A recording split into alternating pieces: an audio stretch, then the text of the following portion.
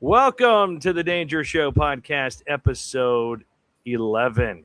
My guest is a former Pittsburgh Pirate, played catcher from 2011 to 2013 for the team during, the heyday of the last, 30 years for the Pirates. That era was. And he is currently the Pittsburgh Pirate in-studio analyst. Welcome to the show, Michael McKenry. How are you, sir? I'm doing good. Thank you, Danger. A little jealous of you being at Myrtle Beach. Thanks for that. Wow. Yeah. The Pirates don't have spring training here. It's this is the Danger Show podcast spring training location here. Oh, okay. In North Myrtle. Yeah, you're getting your reps in. I got it. Yeah, that works. Yeah. The Pirates go a little further south. I think it Bradenton. There's no teams that do spring training in South Carolina. It's not far enough south. No, everybody's in Florida or Arizona. I think it's about half and half. I think it's 16-14 to be exact. But yeah, I'm kind of jealous right now, though. I just see this, the white ripples coming up. That's real. Nice. This is not AI in the background right there. No, that looks real. Yeah, it looks. Do you like fishing? What's your hobby? I know you golf. Oh yeah, that's definitely a hobby. I like being outdoors. I love hiking and mountain biking and doing stuff like that. I don't do as much as I like, but I would say just anything outdoors. So yeah, I think I'd really get into fishing if I had the time for it. And to your point, I like breaking golf clubs. So you do, and I can put that right up here. I was already ready for that. Yep. So last just summer, the other day. Yeah. So last summer, we were playing golf at Cranberry Highlands in a tournament, and you were like, "Hey, Danger, let me use your driver." It was on the first hole, and wait. You said, "Hey, you can use my driver." I'm like, I probably shouldn't. And you're like, no. It'll be fine. Just use my driver. And what ends up happening, Danger? Nothing good. You crushed it. I mean, and it makes sense. I mean, you're a former Major League Baseball player. You've hit home runs at PNC Park. You crushed the drive right down the middle, and then you hand the driver back to me, and the face is caved in. It was my favorite TaylorMade. But to your credit, you didn't even think twice. You just drove us straight over to the pro shop and bought a new driver for me, which I'm still using. It's a Ping. Thank you for that. You're welcome. But then just a couple weeks ago, you sent a picture to me and a mutual friend, Steve Tanzilli. What up, Steve? Hey, Steve. You said it happened again. Mm-hmm. Tell this story. What's going on with this club? So that's actually not a driver. That's an iron. That's a 6-iron. I split the fairway again, and it snapped after I made contact over my shoulder, like a wooden bat that I got jammed on. So yeah, that one hurt a little bit more. They didn't say a word to me because it was an iron. I'm like, what do we say? So I grabbed a couple new irons and went about my business. Yeah. What course is that in the background? That's South Hills. Yeah, had a lot of fun. Actually played pretty well. I only hit irons for the most part. I didn't want to break another driver, so yeah. I did hit my eagle a couple of times though. I had to take the eagle. Did you break a lot of baseball bats back in your day? No. I do have a funny story. I do have a funny story about one time I got a bad batch. Old Hickory took care of me my entire career. I stuck with them. I still deal with them. They're an incredible company. I got a bad batch of wood. They can't really control that, but I did. So I called Travis, the guy that I dealt with. Now he's part owner of Old Hickory. I said, Travis, I got a problem. I got a hole in my bat. He goes, what do you mean you got a hole? I was like, every time I swing, it seems to go through this hole in the middle of my bat. And I can't figure out how to hit. So he sent me a dozen, and a couple of the one batch I got bad. He sent me another dozen. So those 24 bats pretty much lasted me my entire minor league career. So yeah, they were outstanding. Never really had a problem breaking with a bunch of bats. I had a problem giving them away. If I felt like they didn't have the hits in them, I'd be like, hey, you want a bat? Are you surprised as a former catcher in the major leagues? Were you always a catcher, by the way, when you played like college or growing up? Were you always a catcher? I always wanted to be. So I was just athletic enough to play third base, second base, outfield. I pitched a little bit. So when I went to college, a lot of teams recruited me for different things. All I wanted to do was catch. That was really hard to get out there. So I was really excited when I got behind the plate, got to Middle Tennessee, and that's kind of when my journey really began as a full-time catcher. So you played catcher for the Rockies, Pirates, and then back to the Rockies and the Cardinals. I have your major league career up here, and the 3 seasons in Pittsburgh. I think we've talked about this before when I had you on the radio. The Pirates seasons were those your best seasons in the majors? Yeah, the most significant seasons in the majors. I would say my best statistical season was 2014, and one of the best teams I was ever on was 2014-15 with Colorado. If you look at those names now, I mean, there's MVPs or Gold Gloves, there's Silver Sluggers all over. We couldn't pitch at all, but the position player core there was one of the best position player cores probably in the, like, I would say in the decade. It was really special. I mean, you're talking about MVP first baseman, Gold Glove second baseman, Gold Glove shortstop, Gold Glove third baseman, Gold Glove right fielder, Gold Glove center fielder, and our left fielder won a batting title. So it was a special, special group. Then when you played with the Pirates, you played with an MLB MVP, Andrew McCutchen. So you played around a lot of great players. Yeah, I was very blessed to be around not just great players, great people. And I would say that about Pittsburgh is, like, when you talk about just pure people, the fan base, people like you that were involved in the media, and then the players. I mean, we just had a really, like, strong, I guess, family type atmosphere at all times. We weren't scared to talk to each other about bad things, good things, but we also enjoyed the great times. And obviously your time in Pittsburgh was special because after your career, you came back here. What brought you back to Pittsburgh? Was it the broadcast job? Is that what brought you back, or was something else? Yeah, I always thought there was something unfinished. I left due to injury, so I tried to come back my last year, and 2018 is when I took on this job, and I tried to get a job in Colorado, Pittsburgh, and LA. LA, I wrote it down on a piece of paper. These are 3 teams I want to play for. LA, I really wanted to go there and try to be Kershaw's guy. I thought it was my best chance to catch a no-hitter and win a World Series. And then because of my time in Colorado and Pittsburgh, I wanted to see if that could, be where I finish. It didn't work out at those 2, but it did work out to go on air. I pushed aside my opportunity with the Dodgers and came to Pittsburgh. And it was basically because of the feelings I had when I was here, the embrace the city gave me, the love that they showed me, and just the great memories I had. I wanted to come make some more. When did you get the nickname The Fort? 2011. It was July 6th or 7th. Greg Brown made a call. So Bob Walk had been calling me The Fort for a while. I hit my first home run, puts us into first place. We have 35,000 people there. It's a 10-pitch bat against Marmol. And Greg Brown went bonkers and said The Fort.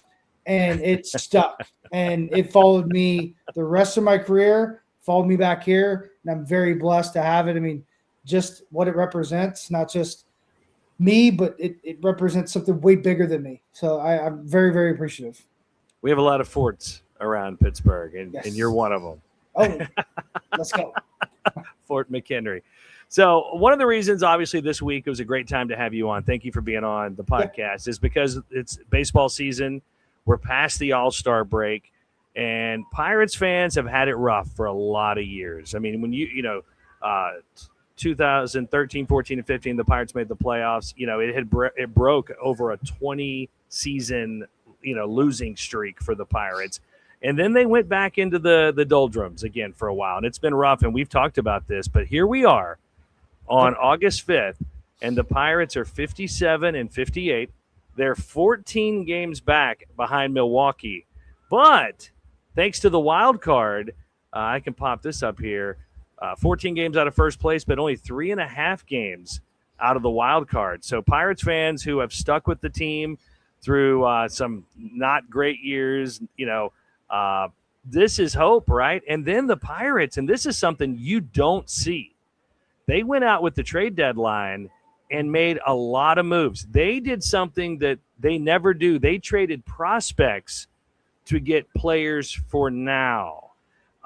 That's got to give the fan base some hope as we go into Is this the dog days of summer? What's the name for the part of the season we're going into for baseball? Yeah, they call it the dog days. I thought it was the best days. The best days. Yeah, I think you really figure out who you are in August and September. But yeah, going back to your point, we made moves. It started in the offseason. We made a tremendous trade, getting Lau, Montgomery, and Mangum for really one player. I still think that's one of the best trades I've seen in my lifetime, honestly. It bolstered our offense in a multitude of ways. We have a future closer in Montgomery. That was an incredible trade, and we got him for a guy that had a year of service time. And that's remarkable when you really think about it. So it started there, made some free agent signings, and we haven't been scared to do the hard thing. We just released Marcell Ozuna. We signed him to the richest free agent deal in our history on a one-year deal, and he's gone.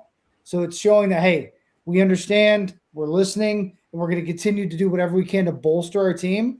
And that's what they did at the trade deadline. They went and got 4 bullpen arms. We lost a bunch of games. We have one of the worst records when it comes to coming back. So we have very few comeback wins, but we have a ton of losses late in ball games. So that's not a good stat to have on either side. You want to come back a lot, and you don't want to give up the lead a lot. We were doing one on the very bottom end and one on the very top end. So it's good to see that they did that. They got maybe the best reliever on the market and Luke Weaver. He has a sub-abysmal ERA. He's been phenomenal. He's been in a big market. So him coming over, he could step in to do some setup and some closing. Duvall coming in, he has over 100 saves. Yates, he's been around since 1982. He's 39 years old. He can still pitch. So, yeah, we did a really, really great job of going out and getting guys. And then we got a youngster that we're going to have for control, and Luke Bacher, for over 3 years. So they didn't just bolster the team now, Danger, they did it for the future. And that's a huge thing. I mean, they always talk about that. Oh, well, we couldn't get more control. We felt like we didn't want a rental. Well, they did a little bit of everything, and our team's going to be better for it in the long run. Pirates fans deserve this. You know, I say sometimes, you know, Pittsburgh, you know, the Steelers and the Penguins, they've, you know, the fan bases for those two teams have been blessed, right? The teams they're always going after winning the division or making the playoffs. They rarely don't. But the Pirates have had a lot of, you know, losing, and at the trade deadline, we're trading away talent. You know, people have joked that the Pirates are the, you know, minor league team for the Yankees, but here we were at this trade deadline trading prospects to the Yankees and getting players, to the Mets and getting players. And that's just something I saw that and I was like, good for the Pirates, good for the Pirates fans that they get to go into the stretch run of this season and say, hey, we made moves to get better. Yeah, I mean, the fans deserve it. I think when you really look at it, the fans want it and they deserve it. This is a baseball town. I know you'll hear about the Steelers, you'll hear about the Penguins, but at the end of the day, it is a baseball town through and through. They want us to win. I think they love beating up the ownership. I think they love beating up us sometimes. But everybody does, though, right? Yeah, that's part of it. And I genuinely love that about our fan base, because if they didn't care, they wouldn't do that. So I'm stoked at the opportunity we have to possibly, you know, push this thing all the way into October. We have the starting staff. If Paul Skeen starts doing what he can and some of these guys continue to grow, it's going to be special. I'm telling you. So I'm going to pop some players up. We're talking to Pittsburgh Pirates studio analyst and former player Michael McKenry. I'm at the beach. He's in his was at the man cave. I'm in spring or summer training for the Danger Show podcast. I'm going to pop up some players, and you tell me how huge they've been for the team this year and then moving forward. Let's go with we'll start with Paul Skeens. He's having he's only been on the team. Is this his second or third season? It's his third year. So first year, gets drafted. Less than a year, he's in the big leagues, and he wins Rookie of the Year, wins Cy Young, and now you look at those numbers, and because of what he's done in the past, you think he's having a bad year. He's 40th in ERA. He's still a top-tier starter. He just hasn't been pitching the way he can.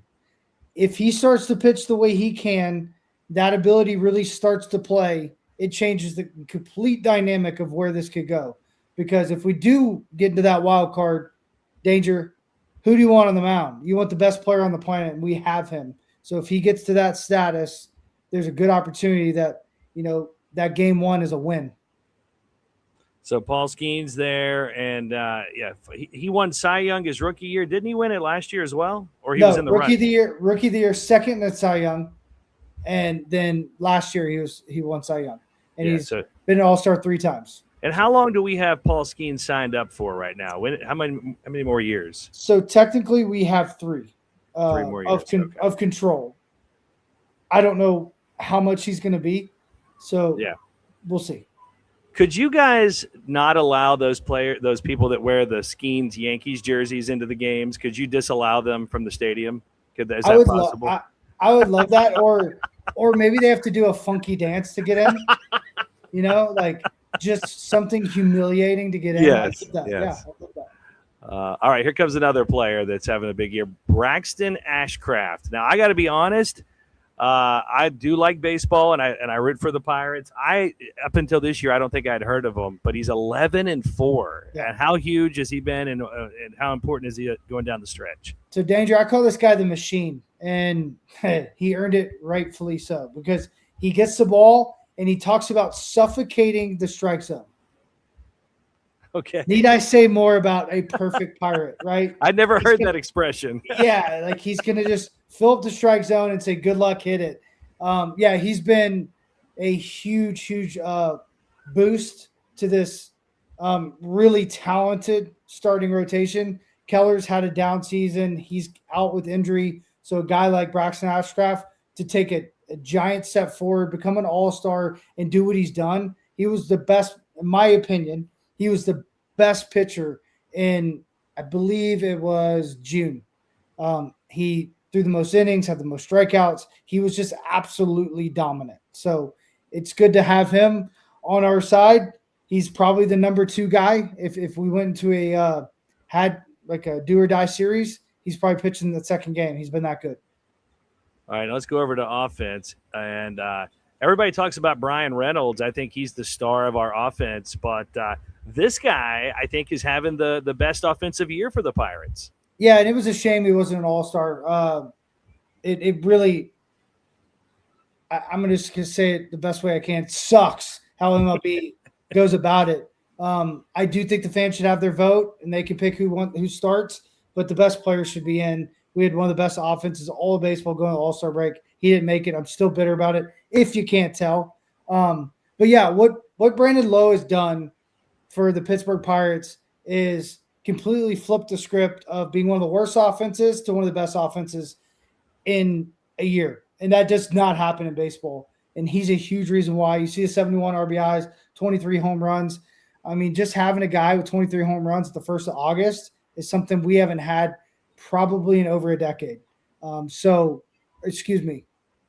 a decade, because Josh Bell, I believe, did it. No, 18. So a little bit less than a decade. Josh Bell did it, but we don't do it often. We have a couple guys because of him, and you have to think about our lineup, who you're going to throw to. He's been phenomenal for us. He's our second baseman. Correct, yeah. You don't see second baseman leading the team in home runs and RBIs very often. Nope. He's by far the most productive second baseman at the plate in baseball.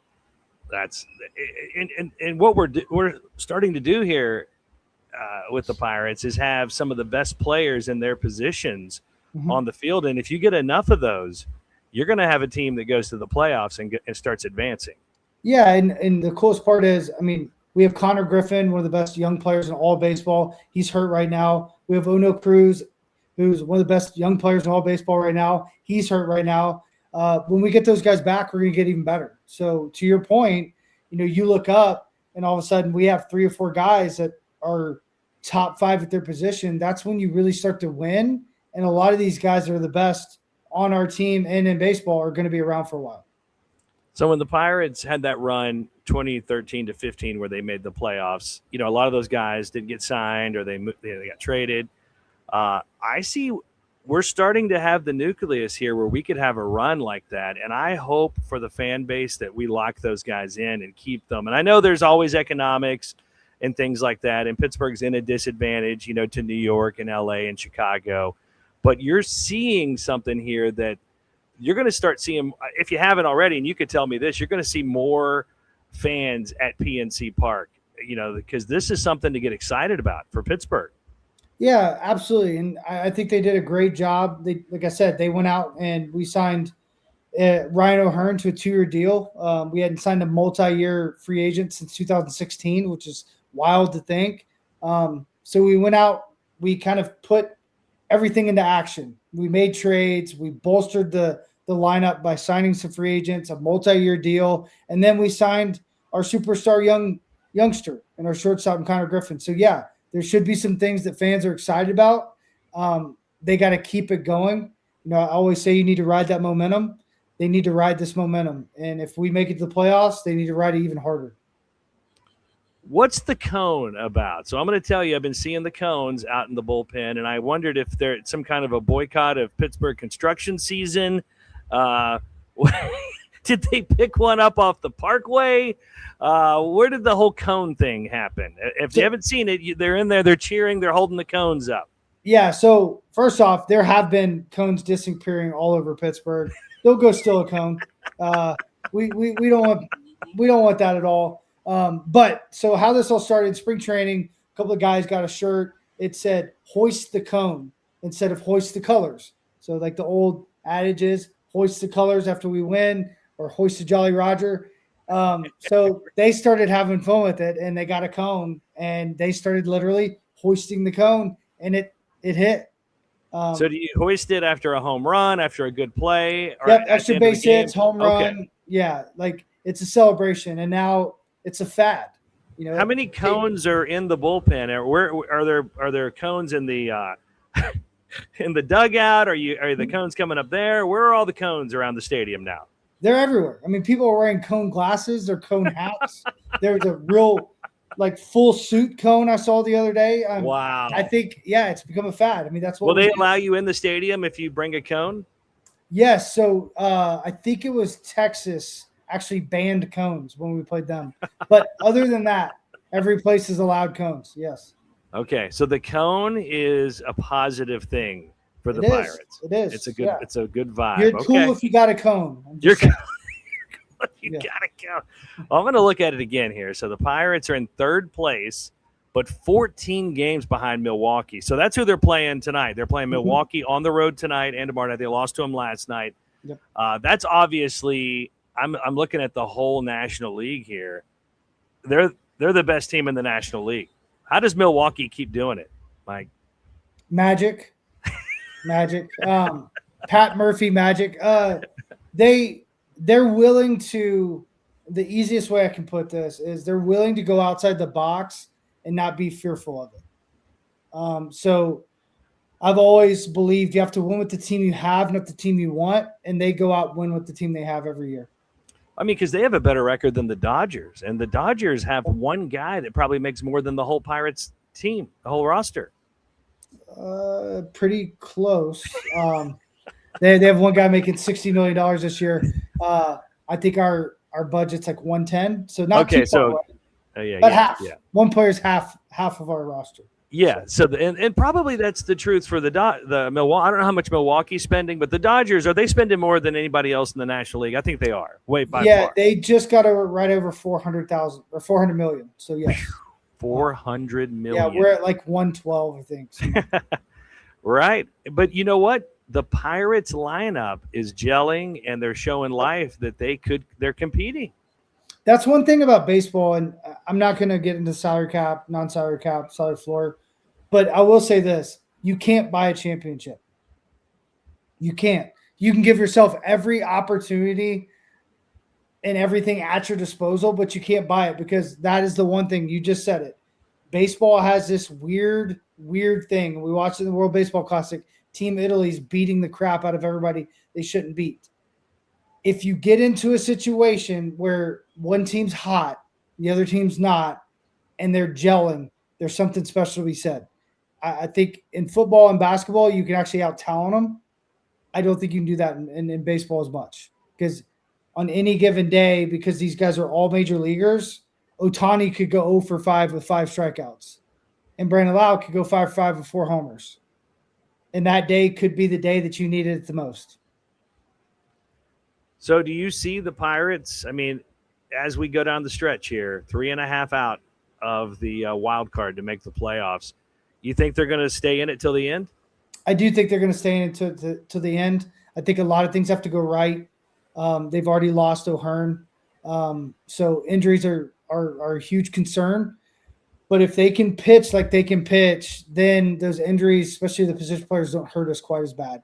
So that's part of the game. And this is what I've missed about baseball, because with the Pirates, when they weren't competing, I mean, I'm just going to be honest, I'm one of those fans that just didn't watch, right? Yeah. There's the diehard Pirates fans that deserve this because they watched even when they were way out of it and they were in last place. But the fun thing about right now is here we are, August 5th, the Pirates are 3.5 out. Now you can start to look at things like this right here. You can say, okay, they're on the road tonight against Milwaukee and tomorrow. Those are 2 tough games, right? But then they're at home against the last place Mets this weekend. Yep. You could go, we need to win those games. And if we can pick up one against Milwaukee, that's gravy. And we're 5-2 against Milwaukee. We played Milwaukee great. But yeah, you're right. We have to win the games we're supposed to win. And I always say, try to win every series.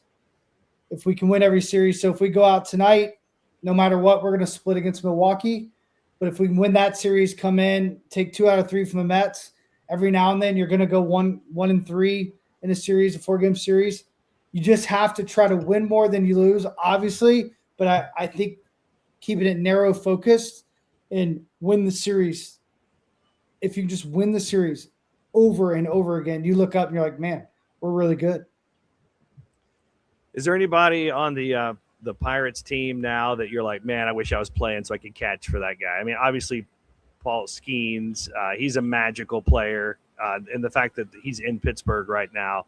Who are the people on the team that you're like, man, if I played on that team, they'd be my best buddy right now?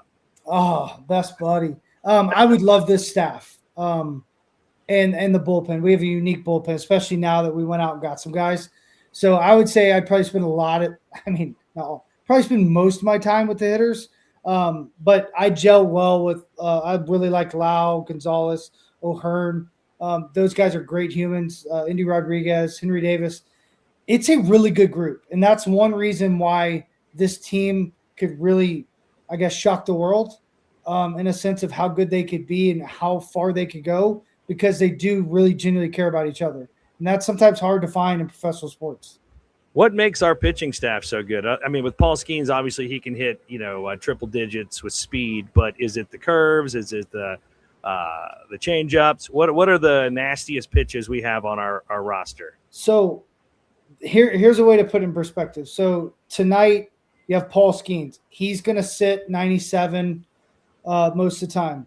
The next night you'll have Ashcraft. He's going to sit 97 most of the time. The next night you'll have Jared Jones. He's going to sit 97 most of the time. Then the next night you're going to have Bubba Chandler. He's going to sit 98. So 4 out of the 5 guys we're throwing at you are above 3 miles an hour above league average when it comes to velocity. So it's the stuff. It's terrorizing stuff. So we're bringing the heat with our pitching staff. We're bringing the heat. We're bringing electricity. You want to turn up the volume when our guys are there. It's a heavy metal concert. It's not an acoustic concert. All right, that's Michael McKenry. Thank you for joining us. Absolutely. Thanks for the invite to the beach. Appreciate it. Yeah. Well, no, it was cool always to have you come in the radio studio with me and then getting to play golf. Anytime you want to break my driver, especially if you're going to buy me a new one right afterwards, I will always be the guy to lend you the driver. Just put it that way. Well, I appreciate it, and I'll always be the guy that will say no. No more borrowing my driver. No more borrowing the driver, yeah. Do you have some favorite golf courses since it is summertime in Pittsburgh? Do you have some favorite golf courses around town? What are your favorites? To be honest, you can put me in a municipal course if I'm with good people like you. Aw, you're a nice guy. That's the reality. Like, I get it. The Oakmonts of the world, the Alleghenies, the South, like, they're all pretty. Like, kudos to Pittsburgh, how well they keep with the golf courses, but it's the people that make it. You're right. That is the thing about golfing or fishing. Like I was out with my daughter and my youngest son on the pier here fishing earlier this morning, and that's what it's all about. It's who you're with. It really is. It's a way to be outdoors. And, I will say that like in country music, like all the artists like golf now. And I feel like that wasn't the case, like 20 years ago. Is that probably the number one hobby of baseball players? Is it golf, or is it ping pong or pickleball or golf fishing? and hunting? Golf and hunting. Yeah. Like I love ping pong, but it's hard. That's usually at someone's house. It's tough to get that going. But yeah, golf and hunting. And you don't want to do something like pickleball or tennis because you could get hurt, right? You got to be careful with that. Listen, if you get hurt playing those things, there's other issues we got to talk about. You're not that great of an athlete. I don't know if you've seen what's that new movie on Netflix or Apple? Where it's about the pickleball player, former tennis player. I'm like, he's getting beat up by grannies. I mean, you just got to accept it. You know what I mean? You go there. So you're saying there's not a no pickleball clause in Paul Skeen's contract? I'm sure there is. I never read that fine print as I went and mountain biked. So yeah, you take your risk, you live your life. You try not to get hurt, but pickleball, come on. Okay. All right. And since I'm at the beach, I'll just ask you this. Keep rubbing it in. Keep rubbing it in. Well, for baseball players, you're busy from April until October, hopefully. So your vacations are all during the months where really, if you live in Pittsburgh, the months you should go on vacation. No doubt. Do you have some favorite beaches out there? I know you're from Tennessee like I am originally. When I was a kid, we would come over to Myrtle or go down to Destin. Where are the McKenrys? I don't give away your resort, but where do you like to go? I like the Caribbean islands. So we've been to Antigua. We've been to a bunch of different islands. And obviously, Hawaii is the coolest place on the planet. So I'd have to say Hawaii. That's where I got engaged to. I was actually playing there. Perfect situation. So, yeah, Hawaii, 100%. You were playing baseball in Hawaii? Yeah, it was a tough thing. Tough. It was so tough. Wow. Yeah. Were you like on the whole University of Hawaii's team or something? Or was it no, just a tournament it was pro there? ball. It was a winter league. So I got to spend 2.5 months in Hawaii playing baseball. That's amazing. That's amazing. And then you played in my hometown, Memphis, which is nothing like Hawaii for a minute for the Redbirds. If there's an opposite of Hawaii, that is Memphis. Yeah. The exact opposite. But, walking in Memphis is they did write a song about it. There's song. No walking in Hawaii. Hey, listen, we won the state championship there when I was in high school. It's a special place, but it's not Hawaii. No chance. Now you're from Knoxville, though. You had to come out to is Myrtle the Redneck Riviera or is Destin the Redneck Riviera? Because when I was growing up, I heard both. Which one's more Redneck Riviera? Well, you got to think about Panama City too. You got a trifecta in there, so I'm not sure. Now you've probably been to all three, right? I don't know if I've actually ever been to Myrtle. I've been to the other. Really? No, take that back. Been to Myrtle. I've never been to Destin. Okay. That's the craziest. Yeah. I've been to the water's murky here. You can't go anywhere in the Atlantic where, Jaws could be like 1 foot from you. You're not even going to see it because it's so murky.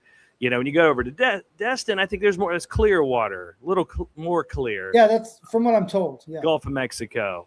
Yeah. Yeah. For sure. Yeah. So if you're going to be a true... Keep rubbing it in. Yep, got it. See, you got your excuse, though, because you work all summer with the baseball. Because if you're going to be a real Yinzer, you've got to go to Myrtle, Ocean City. What's the one over at Jersey Shore? That's where the Northerners go to vacation, man. That's where they GTL, baby. GTL. All right. Michael McKenry, thank you so much. We're rooting for the Buccos, man. Absolutely. Go Pirates, raise the Jolly Roger. And if the Pirates win tonight, right here on this balcony in Myrtle, I will raise a cone. I'll find one. I'll tag you. I want a picture. Yep. All right. Got it. All right. See you soon. Okay. Thank you, Mike. All right. See you.